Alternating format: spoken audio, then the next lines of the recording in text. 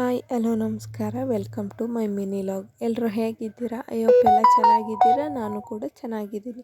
ಇನ್ನು ಇಷ್ಟು ದಿನ ಬೆಳಿಗ್ಗೆ ಬರೀ ಬಿಸಿನೀರು ಕುಡಿತಿದ್ದೆ. ಇವತ್ತು ಜೀರಿಗೆ ಮತ್ತು ಶುಂಠಿ ಹಾಕಿ ಕಾಯಿಸ್ಕೊಂಡು ಕುಡಿತಿದ್ದೀನಿ. ಇದು ವೆಯ್ಟ್ ಲಾಸ್ಗೆ ಎಲ್ಪ್ ಮಾಡುತ್ತೆ ಅಂತ. ಇನ್ನು ನಮ್ಮ ಕಡೆಯ 6 ಮಂತ್ಸ್ ಆದಮೇಲೆ ಬಾಣ್ತಿರಿಗೆ ಮೆಂತ್ಯ ಮುದ್ದೆ ಕೊಡ್ತಾರೆ. ಇನ್ನು ನನಗೆ ಮೆಂತ್ಯ ಮುದ್ದೆ ಜೊತೆ ತುಪ್ಪ ಇಷ್ಟ ಆಗಲ್ಲ ಅಂತ ನಾನು ಅದಕ್ಕೆ ಸ್ವಲ್ಪ ಸಾರು ಬಿಡಿಸ್ಕೊಂಡು 1-2 ಸ್ಪೂನ್ ತುಪ್ಪ ಹಾಕ್ಕೊಂಡು ಮೆಂತ್ಯ ಮುದ್ದೆ ಊಟ ಮಾಡಿದೆ. ಇನ್ನು ನಮ್ಮಮ್ಮ ಮನೇಲಿ ಎಲ್ರಿಗೂ ಅಂತ ತಿಂಡಿಗೆ ರೊಟ್ಟಿ ಮಾಡ್ತಿತ್ತು. ನಾನು ಟ್ರೈ ಮಾಡೋಣ, ನನಗೂ ರೊಟ್ಟಿ ಮಾಡೋಕ್ಕೆ ಬರಲ್ಲ ಅಂತ ಹೋಗಿದ್ದೆ.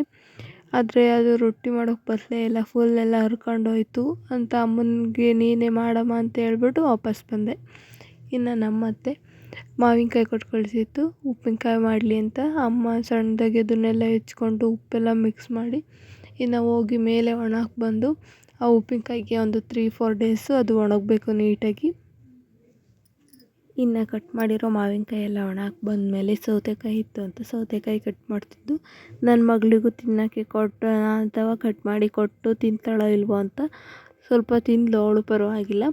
ಇನ್ನು ಮಿಕ್ಕಿದ ಸೌತೆಕಾಯಿ ಕಟ್ ಮಾಡಿ ಅದನ್ನ ಉಪ್ಪು ಖಾರ ಹಾಕೊಂಡು ನಾವೆಲ್ಲ ತಿಂದು. ಇವತ್ತಿನ ವಿಷಯ ಏನಂದರೆ, ನೆನ್ನೆಯ ಒಬ್ಬಟ್ಟು ಮಾಡೋಕ್ಕೆ ಅಂತ ಬೆಲ್ಲ ಕರಗಿಸ್ತಿದ್ದಾಗ ನನಗೆ ಈ ಬೆಲ್ಲದಚ್ಚು ಕಾಣಿಸ್ತು. ಅದರಲ್ಲಿ ಫುಲ್ಲು ಜೇನುನೊಣ ಅಂಟ್ಕೊಂಡ್ಬಿಟ್ಟಿದೆ.